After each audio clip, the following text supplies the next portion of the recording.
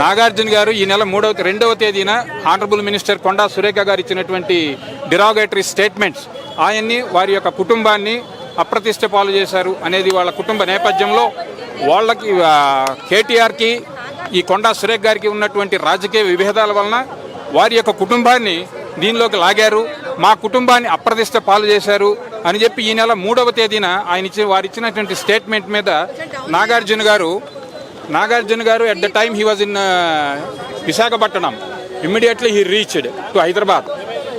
Hyderabad రాగానే 3rd of this month he made a complaint. It is called a private complaint before this honorable court. The honorable court has got ample power to take into the cognizance. Before that accused should be given an opportunity of being heard. For that వాళ్ళు ఇచ్చేటటువంటి అవకాశం ఉన్నది. ఇంకొక 3వ విట్నెస్ని విచారించాలి. ఆ విట్నెస్తో కూడా అవసరం ఉన్నదా లేదా. ఇప్పుడు ఆల్రెడీ ఈరోజు నాగార్జున గారి మేనగోడలైనటువంటి వై సుప్రియ గారి స్టేట్మెంట్ కూడా తీసుకోవడం జరిగింది.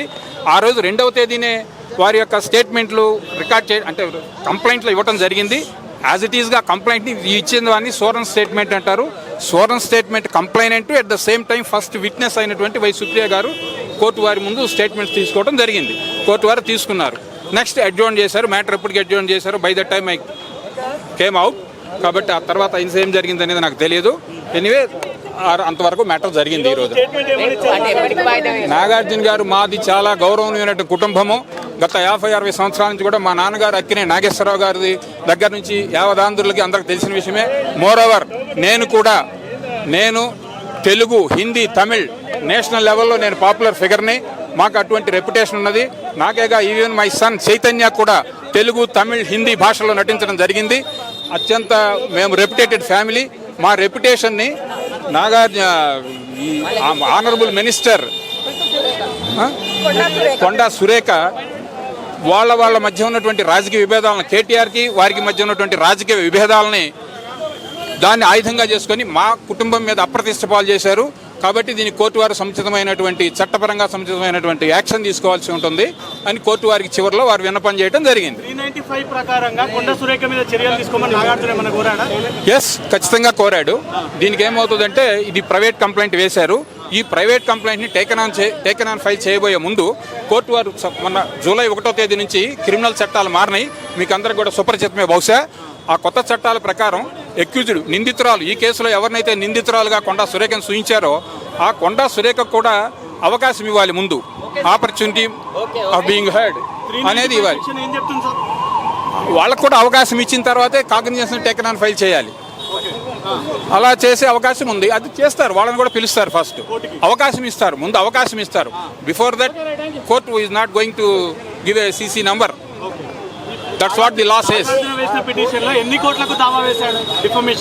అది కాదు ఈరోజు జరిగింది. Only criminal defamation. It is called civil defamation. The other day I came into news. I come across the news of he is going to file for 100 crores. It is called a civil defamation. Whereas this is a criminal defamation. They need not pay even a single pie except 1 rupee or 2 rupee stamps for petitions. For each and every petition we have to affix 1 rupee stamp, not more than that. It is only no. Just accompanied her husband. Supriya had given a statement. She was the witness. Statement ఈ రోజుతో అయిపోయింది. Further proceedings ఎలా ఉంటాయి? Proceedings అదే కదా చెప్తా ఉంది మీకు. ఇంకొక విట్నెస్ ఉన్నారు. ఆ విట్నెస్ని వీళ్ళు కావాలంటే ఆ విట్నెస్ని కూడా కోర్టు వారు ఎగ్జామిన్ చేస్తారు. అదర్వైజ్ ఆ విట్నెస్తో చాలు మా ఇద్దరికి సరిపోతాయని వీరు భావిస్తే అది వీరి ఇష్టం. ఆప్షన్ వీరికే ఉంటుంది. కంప్లైనెంట్కే ఉంటుంది. Samantha no way concern in this matter. Only Nagarjuna and his 2 witnesses.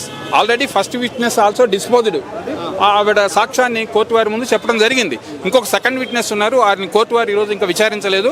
ఆ విచారించవలసిన అవసరం ఉందా లేదా అనేది కూడా కోర్టు వారి నిర్ణయం తీసుకోవచ్చు. వీరే మాకు అవసరం లేదు, మా రెండింటితోనే మీరు కోర్టు వారి నిర్ణయం తీసుకోండి అంటే కోర్టు వారికి నిర్ణయం తీసుకునేటువంటి అధికారం ఉంది. కాకపోతే మారిన క్రిమినల్ చట్టాల ప్రకారం వారికి ముందు ఒకసారి అవకాశాలు ఇవ్వాలి. ఎవరికి? కొండా సురేఖకు కూడా ఒక ఇది పంపిస్తారు. మీ అభ్యంతరం ఏమిటి? మీ మీద so and so person case file చేశారు, వారి యొక్క రెప్యుటేషన్ మీరు భంగపరిచారని చెప్పి దానికి మీ అభ్యంతరం ఏమిటో తెలుసుకోండి కోర్టు ముందని చెప్పి ముందు ఇస్తారు. ఆ ఇచ్చిన తదుపరి మాత్రమే దాన్ని సీసీ నెంబర్ చేస్తారు. అది ప్రజెంట్ ఉన్నటువంటి చట్టం. క్రిమినల్ యాక్టివిటీ జరిగింది అంటే ఏ పోలీస్ స్టేషన్కి ఆదేశిస్తుంది కోర్టు? పోలీస్ స్టేషన్ కాదు, నిర్ణయం కోర్టు పరిధిలోకి వచ్చింది. ఇది పూర్తిగా ఏ జ్యూరి సెక్షన్లో అయితే జరిగిందో, ఇక్కడ లంగర్ హౌస్ అని చెప్పారు. ఆ కోర్టు అది ఏ పోలీస్ స్టేషన్ పరిధిలో ఎప్పుడు కోర్టు వారు పోలీసు వారికి రిఫర్ చేసిన సందర్భంలో అది అప్లై అవుతుంది. సీసీ నంబర్ ఇచ్చిన తర్వాత ఆ తదుపరి మాత్రమే కోర్టు వారు పోలీస్ స్టేషన్ వారికి లంగర్ హౌస్ వారికి రిఫర్ చేసే పరిస్థితి ఉన్నది. ఎందుకంటే జ్యూరి సెక్షన్ అక్కడ కొండ సురేఖ తప్పు చేసినట్టు తేలితే కొండ సురేఖకు ఎలాంటి శిక్ష విధించవచ్చు? ఖచ్చితంగా పనిష్మెంట్ పడుతుంది. లేటెస్ట్ చట్టాల్లో అది Yes. 2 years పడే ఛాన్స్ లేదు అని కోర్టుకు వచ్చి క్షమాపణ కోరితే దాన్ని ఎక్స్క్యూజ్ చేయటం నాగార్జున చేతిలో ఉంది. మీరు చేసేదంతా చేసి ఎక్స్క్యూజ్ అంటే మాత్రం ఆ క్షమించాలా లేదా అని నిర్ణయం తీసుకునేటటువంటి అధికారం కంప్లైనెంట్ అయినటువంటి నాగార్జున గారికి ఉంది, కానీ కోర్టు వారు కూడా దాని మీద ఎలాంటి నిర్ణయం తీసుకోలేరు. మీరు క్షమించేయండి, ఆల్రెడీ ఆవిడ క్షమాపణ చెప్పింది కనుక మీరు క్షమించాలి అని ఆదేశించే అధికారం కోర్టు వారికి కూడా లేదు.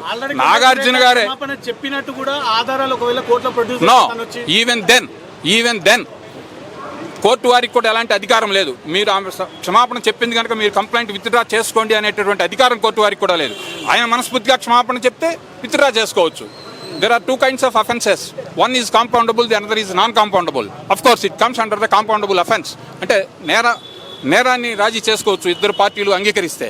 For example gravity of offence ఎక్కువ ఉండేటటువంటి, అంటే ఈ సందర్భంలో మీకు అవసరం లేదు, ఊరికే మీ నాలెడ్జ్ సైడ్ కూడా చెప్తా ఉన్నా, తీవ్రమైన నేరాలు మర్డరు అటువంటివి ఆన్ రికార్డు మీరు ఏ విధంగా కూడా అది రాజీ చేసుకునే అవకాశం లేదు. It is non compoundable offence, where this is compoundable offence if both parties agreed. If complainant has no regrets, if complainant wants to withdraw basing on her క్షమాపణ, he can, but court cannot direct him. Yes, already చెప్పింది కదా మీరు withdraw చేసుకోండి అని చెప్పేటటువంటి అధికారం court వారికి కూడా లేదు.